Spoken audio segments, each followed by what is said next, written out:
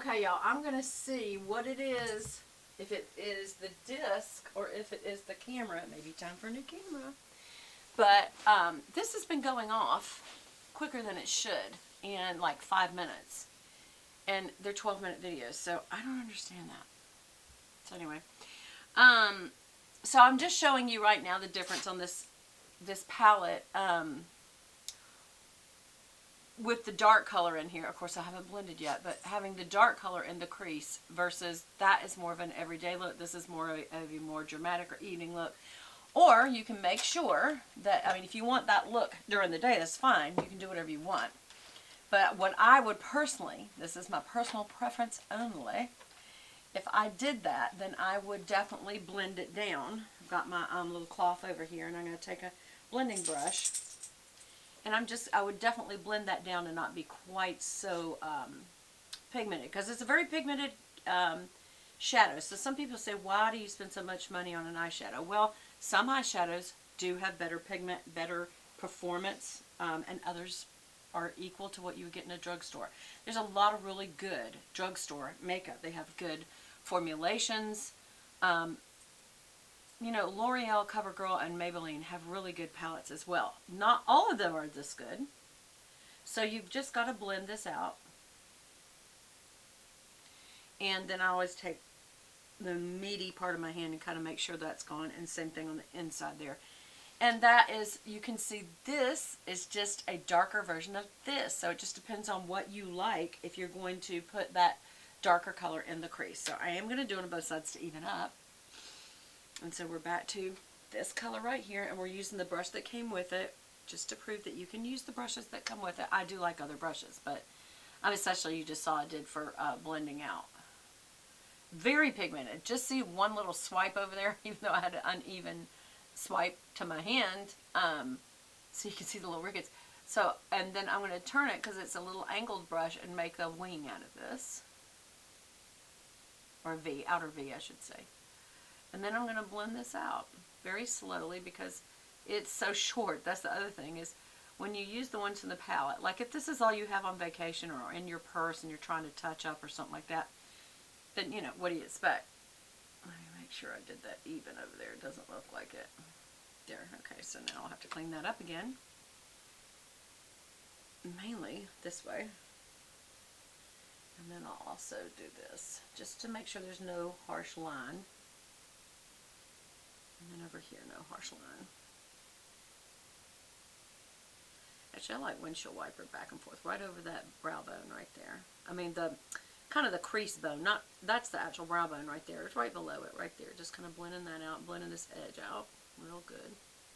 And what you're kind of doing is melding the colors together, and if you overdo that, you're going to destroy the look of the three colors. So you don't really want to do that. But, hold on, let me get my little cloth over here. I need it handy. Always keep a makeup cloth handy while you're doing makeup, because I do like to calm down both right by the nose bone here and right on this edge here with my hands. You can blend it out like you saw. I just blended it out perfectly fine with a brush, but there's something about the hand, I don't know, that just kind of pushes skin into skin. Does that make sense? I gotta tell you, I don't like the highlight color at all. It's too orange. It's just too orange. If this had a whiter highlight, I think I might like this palette. Because I like both the taupey, even though it's got a little bit of an orange undertone. This clearly has an orange undertone because it's copper colored. It's just what it is out there. Now, I purposely bought this one, which was a warmer one. It's called Mitzah, M-I-T-Z-H-A, number 689. And this is the Couleurs Couture from Dior. And, of course, there's stunning packaging and all that.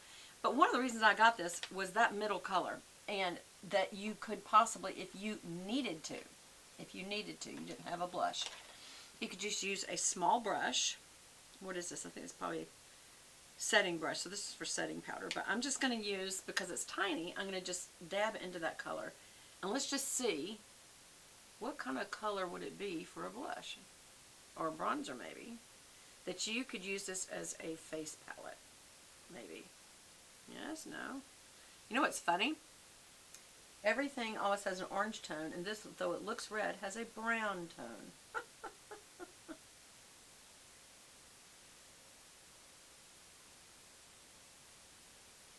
Yeah, and it also hit that dry place. See where it's real dry right there and how that picked up more color?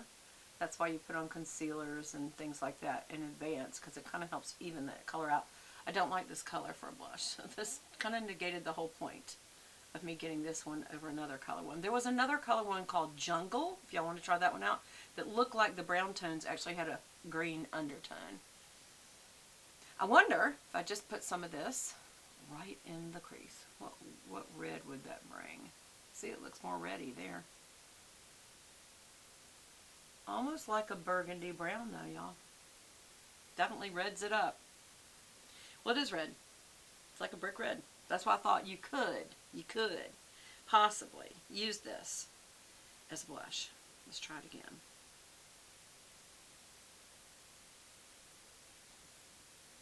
Is it just too red?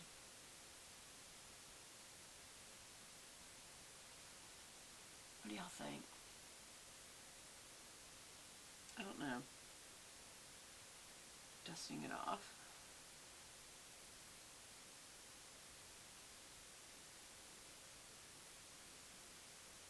And under the nose, of course. And under the chin, of course.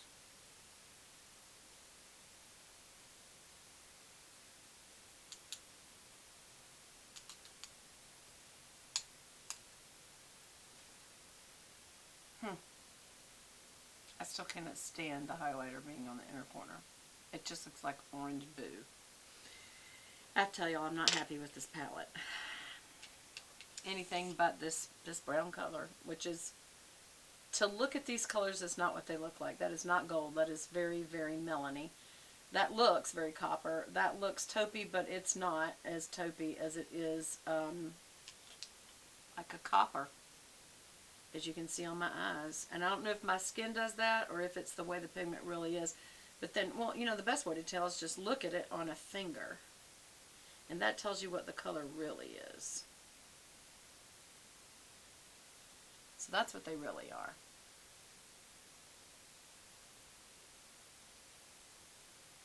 Which is different. See that? That definitely has an orangey base. And so does that. Both these colors are very orange. Those are the only two I even remotely like.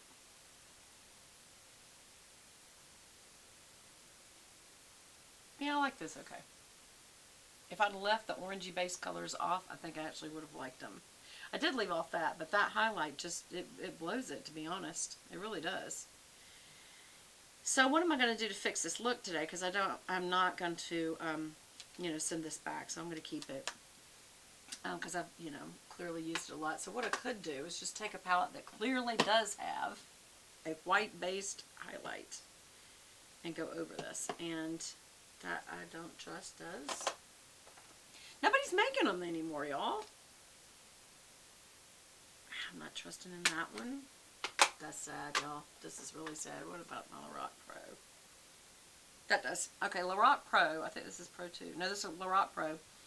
And that highlight right there, that's a white highlight right there. And I think that's what it's going to take, y'all. Alright, so let me get a little pencil brush. We'll get just a little tiny pencil brush. And we're just going to dab it in. This color's called Snow.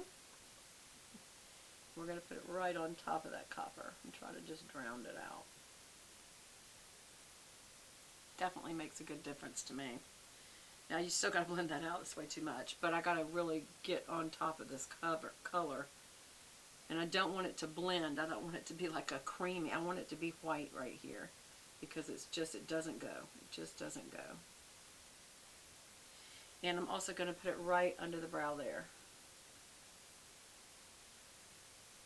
And again, this is just to calm it down, so we haven't blended out yet.